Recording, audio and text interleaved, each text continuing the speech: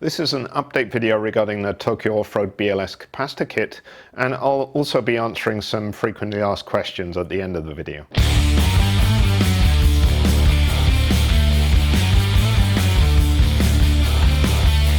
The Tokyo Offroad BLS Capacitor kits are intended for KTM and Husky TPI motorcycles and allow starting and running of the motorcycle even if the battery is completely dead. The kit shown here is the basic BLS capacitor kit and includes the capacitor with a harness to attach directly to the battery and a zip tie for installation. The other kit available is the BLS capacitor with the pre-charge harness. The pre-charge harness is this harness here.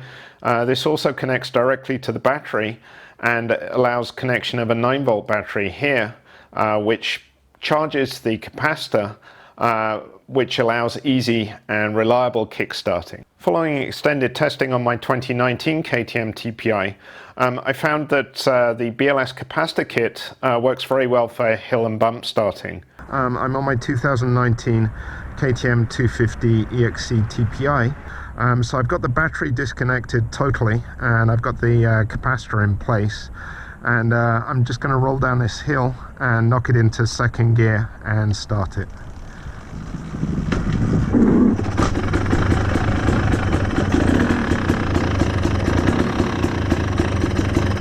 So you can see there just a very short hill and bump, and it started straight away. So my recommendation is that if you have a 2018 or 2019 KTM or Husky TPI and you want to be able to use the Kickstarter, is to order the Tokyo Offroad BLS Capacitor kit with the pre-charge harness. And if you have a 2020 TPI and you're not going to be fitting a Kickstarter and going to be relying on hill starting and bump starting, then just the BLS capacitor kit on its own without the pre-charge harness is no problem at all. If, however, you are going to be fitting a Kickstarter, then I recommend getting the pre-charge harness. Regarding the pre-charge harness, I recommend in normal operation not connecting a 9-volt battery. So leave this open and the battery not connected. And then if you experience a battery failure, then connect your 9-volt battery. So I would recommend carrying a fresh 9-volt battery in your backpack, or you might want to put it in your airbox, and then connect it, and that will allow you to kickstart the bike no problem. If you want to weatherproof the 9-volt connector, my recommendation is to use a small bit of plastic. You can wrap it round and then seal it off with some electrical tape to make it waterproof. This will ensure it stays clean and dry, and when you need it will allow for good connection to a 9-volt battery. The issue with having a 9-volt battery connected all the time is the battery could go flat, and then when you actually need it, it would not obviously operate. Regarding operation with the 9-volt battery connected, there is a diode integrated into the harness to protect the 9-volt battery from the higher voltage that the stator generates during normal operation. So you don't need to worry about that. The only worry with, as I say, leaving the 9-volt battery connected is it can go flat over time. I'm now going to go through some frequently asked questions. These were asked in the original videos and also by email. The first question was, won't the bike start anyway, even if the battery fails without BLS capacitor, if I hill start for long enough? The answer is no. I've tested this myself, and even if you do very long hill starts and get up to good speed, typically the bike won't start at all. If the engine does fire, it will die immediately, so the bike will not run. And you need the capacitor to keep it running. The way I simulate a dead battery is to disconnect it completely. Obviously, if you're using it normally, you would have the capacitor connected to your battery, and if it did die, then you could rely on the capacitor enabling you to do hill starts. The second question is, why is the BLS capacitor necessary? Well, it's necessary if the battery dies, and because the engine will not run without a battery, without a capacitor, because the voltage is not smooth enough. and adding the capacitor smooths the voltage, allowing the bike to run. The third question is, can I e-start the bike using the BLS capacitor if the battery has failed? The answer is no. The capacitor doesn't store enough charge to turn the starter motor over. So the only way to start it with the capacitor with a failed battery is to either hill or bump start the bike or kick start it. And the fourth question, this is actually a comment. This is pointless. Just maintain your battery and ride. Well, yeah, battery maintenance is important, and I found that lithium batteries in general are very reliable. But no matter how well you maintain your battery, there are conditions which can result in a failed battery while you're out riding. And the problem with a TPI is if your battery does fail while you're out riding, it will leave you stranded and you won't be able to ride it back to your truck. So there are certain circumstances, events that can lead to a failed battery. One I experienced was the starter motor became jammed on and totally drained the battery, and the battery did not recover and could not be charged. I know other people have had battery failures while out riding. One person I was talking to has had 3 battery failures while they're riding. So these things can happen. And having some insurance to ensure that you can continue your ride, I think for a lot of people is important. So I don't think it's pointless. The fifth question, I have a 2018 TPI with kickstart. Which BLS capacitor kit should I get?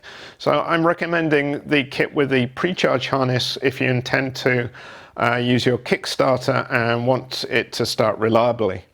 If you're going to just rely on hill starting or bump starting, then you don't actually need the pre-charge harness and can just order the BLS capacitor on its own. So if you have a 2020 without a Kickstarter, just get the BLS capacitor on its own and it'll perform fine.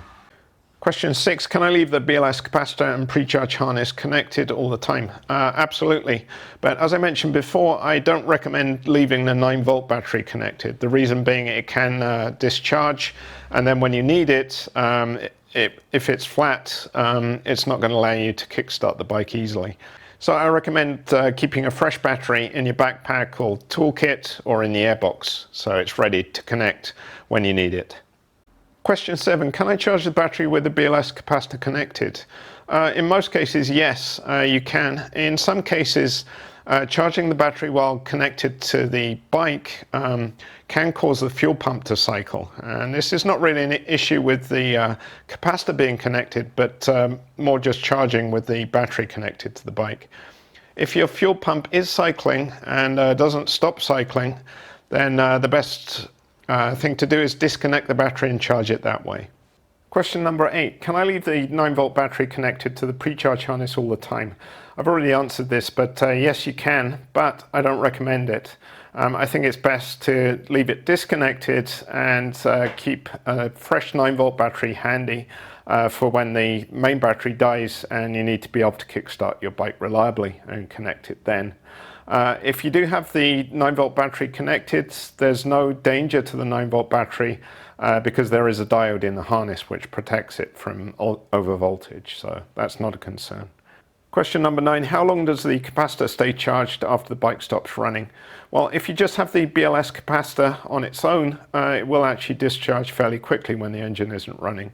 But if you have the pre-charge battery connected, so if it's 9-volt battery connected to the capacitor, it will maintain the charge and it will not discharge. So that's fine. One thing you should be aware of is if you decide to disconnect the BLS capacitor and it's been charged from the 9-volt battery, you will have the capacitor charged at that voltage, and you should be careful about not creating sparks. If you touch the terminals together and you're around gasoline, that could create a fire. So just be aware of that. If you do want to discharge the capacitor fully, you can use a resistive load or something like a light bulb to discharge it safely. Question 10, where should I install the kit? Well, you should choose somewhere cool and dry. The airbox is pretty much ideal. There's also plenty of room in there. With the 2018 and 19 bikes, you can mount the capacitor here and the pre-charge harness right next to it, just zip tied in place. And then when you connect your battery, hold that in place with another zip tie. With the 2020 models, you can zip tie the capacitor to this wiring harness shown here. And you should avoid hot and wet places. So, for example, right by the engine is not a good place because it gets pretty hot. Also, the exhaust you should avoid. Question 11, will the BLS capacitor work on 4-stroke EFI bikes? Yes, probably. I haven't tested on 4-stroke bikes, but I don't see a reason why it shouldn't work. But I don't have a 4-stroke bike currently to test, so I can't say confidently which bikes will and will not work. Question 12, will the 9-volt battery be damaged when the engine runs? No, the pre-charge harness contains a protection diode, as I mentioned before, and there'll be no damage to the battery at all. So hopefully now it's a lot clearer about what the BLS capacitor kits do, and if you have additional questions, please ask in the comments in this video, or you can send me an email via the Tokyo Offroad website.